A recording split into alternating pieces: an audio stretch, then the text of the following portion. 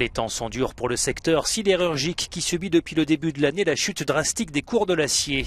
Le groupe indien Tata Steel a annoncé ce mardi qu'il allait stopper la production d'acier en Europe, ce qui devra entraîner la suppression de quelques 1200 emplois au Royaume-Uni. Il met notamment en cause un déferlement sur le marché de produits chinois peu chers qui contribue à cette chute des cours.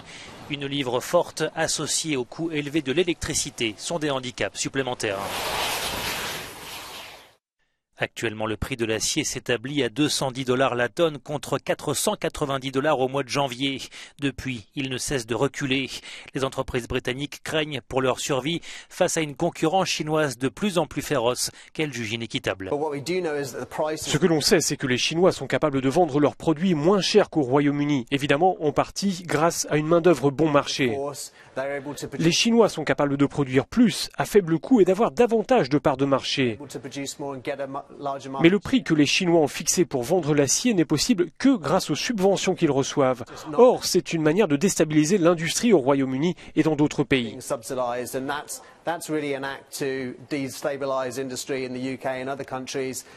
Le Premier ministre britannique David Cameron a promis d'évoquer le sujet de l'acier avec le président chinois Xi Jinping actuellement en visite à Londres.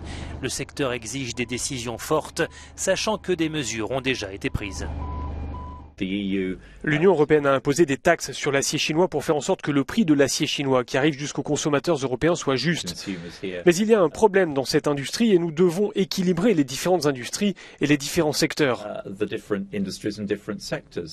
À l'instar de l'Indien Tata Steel, le Thaïlandais SSI avait annoncé le mois dernier la suppression de quelques 1700 emplois en Angleterre. Le sidérurgiste britannique Caparro est également sur le point de déposer le bilan.